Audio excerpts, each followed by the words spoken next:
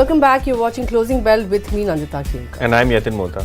Yatin, another day of weakness as was expected in the morning when the GIFT Nifty was hinting at negative cues. But the good news is we did break below that 21,300 mark at one point.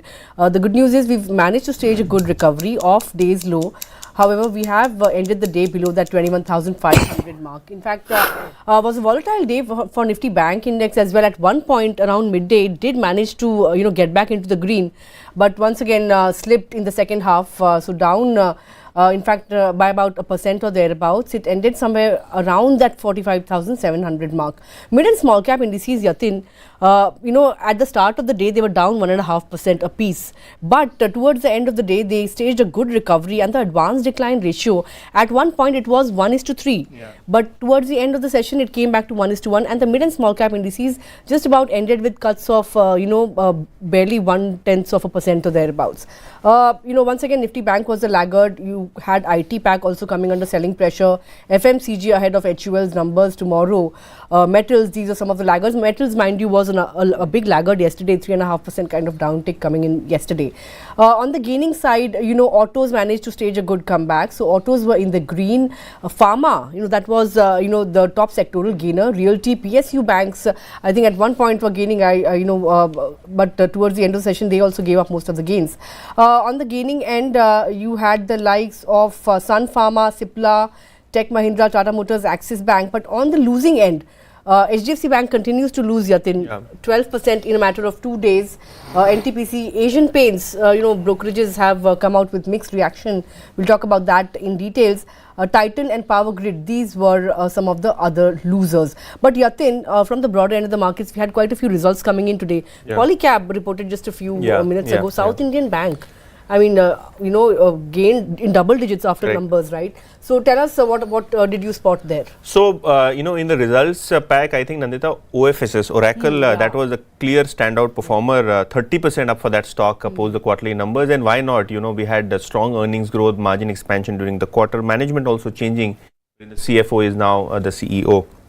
Soba Developers gained after announcing rights issue. That stock was up 11%, but intraday that stock went up to nearly 15%. Now, if you look at stocks like LTIMindtree, 11% down, ICICI Pru Life, and I'll talk about it in detail. Both of these stocks were down on weak results. Polycab, Nandita, as you were mentioning, numbers were satisfactory, so no complaints. In fact, their sequential ad costs were higher, other expenses were higher. So if the management is able to, talk about it in detail, probably, you could get a better margin picture or projection in coming quarters. And obviously, the IT issue is something that people will ask him in the conference call. So let's see whether or not the management is able to satisfactorily answer all the questions when it comes to the Polycab's analyst conference call. Right, of course, you'll be watching out for that. Some impact was expected to be felt because of the IT rates on the top line, right? So we'll watch out for what the management has to say about that. But as Yatin was mentioning, plenty of results, reaction, and one of them was LTIMindtree. Of course, we saw the celebratory mood when it comes to the large cap IT pack ever since Infosys, TCS, HCL Tech reported their numbers, but not quite so for LTIMindtree. Subdued quarter, so to say. Dollar revenues and CC revenues have barely managed to meet estimates. Margins have disappointed, and the outlook that is given by the management for the fourth quarter is also particularly weak. Management has said that Q4 is likely to be on the same lines as Q3, and the street is clearly disappointed with that. In fact, the exit margins of 17 to 18% has also margin guidance has also been delayed by a few quarters, and that is where the disappointment really came in. If you look at the management commentary, management has said that the furloughs were much wider and deeper than what they were expecting. In fact, they've seen furloughs in segments that they had never seen before earlier, like energy and utilities. And it's the delayed decision making that has impacted the company in the quarter gone by, because many deals were in final stages, but a delay in decision making has kept them in the limbo. And the recovery is likely to be gradual from here. That's what even analysts are saying, and a lot of caution was witnessed in the BFS segment as well. Analysts, if you look at them, they've come up with downgrades. CLSA has downgraded the stock to sell, target price much lower, 5,281. Nomura has a reduced rating, target price of 4,600. Even Incred has reduced, downgraded the stock to reduce a target price of 5,675. If you look at the stock, Yatin, in line with some of the IT stocks, in fact, if you compare it with peers like TCS and Infosys, it has run up quite a bit compared to them. 45% kind of gains coming in over the last 1 year, and the stock is trading at 30 times 1 year forward PE, which makes it fairly expensive compared to its larger peers. So, looks like the picture is pretty much murky for LTIMindtree going forward, because Q4 is expected to be as weak as Q3, and the street hasn't really, appreciated that bit. Absolutely, and LTIMindtree clearly disappointed with numbers, and the outlook is also bleak, Nandita. If you look at the client spending on the discretionary front, it's still under question. When it comes to the management, they believe that Q4 also will be soft. I think the management commentary was equally disappointing because of it. The stock was quite weak. But other stock which was weak in trade was ICICI Pru Life. Now the stock fell 6% in trade, almost 10% lower at one point in time, but some bit of recovery in the lower side. Morgan Stanley is a overweight, in terms of the ratings with a target of 660. But if you look at the value of new business, there was not only a miss in the absolute number, but also in the VNB margins versus the guidance. And probably that is the one space which was disappointing. If you look at the product level VNB margins, they also disappointed.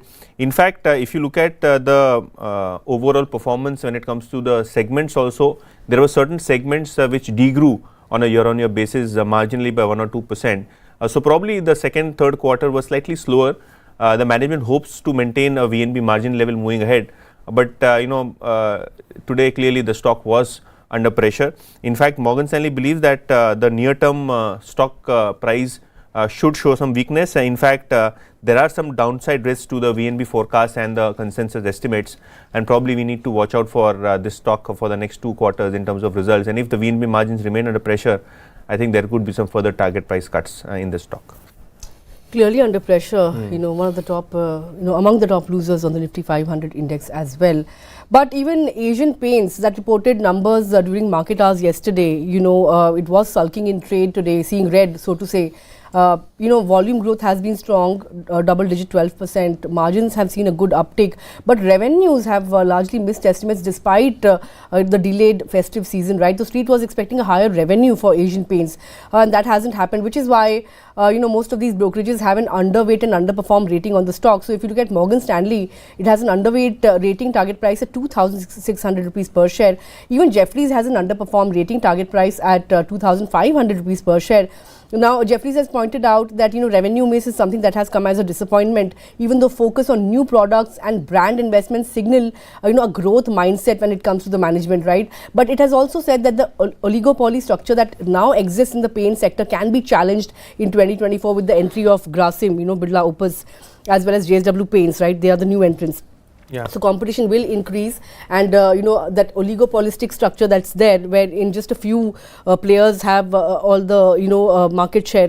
That is something that will be challenged. Aside of that, if you look at HSBC, that also has a buy rating, target price at 4,020. In fact, HSBC has said that competition concerns may be overstated, and it believes that the fears of price-based competition is exaggerated, and the margin outlook should dispel fears of price wars. In fact, management has also maintained that there's been no big dent in business from competition yet, and in fact management has also pointed out that they don't expect competition to get even 5,000 crore rupee worth of sales over the next 3 years in a market which is of 80,000 crore rupees, right? The size of the market is 80,000 crore rupees, and the margin outlook from the management is also pretty healthy. They are confident of maintaining double-digit volume growth in Q4 as well, and they have held on to margin guidance of 18 to 20%, but that's because of the geopolitical uncertainty that may impact going forward. But they also expect to hold on to the gross margin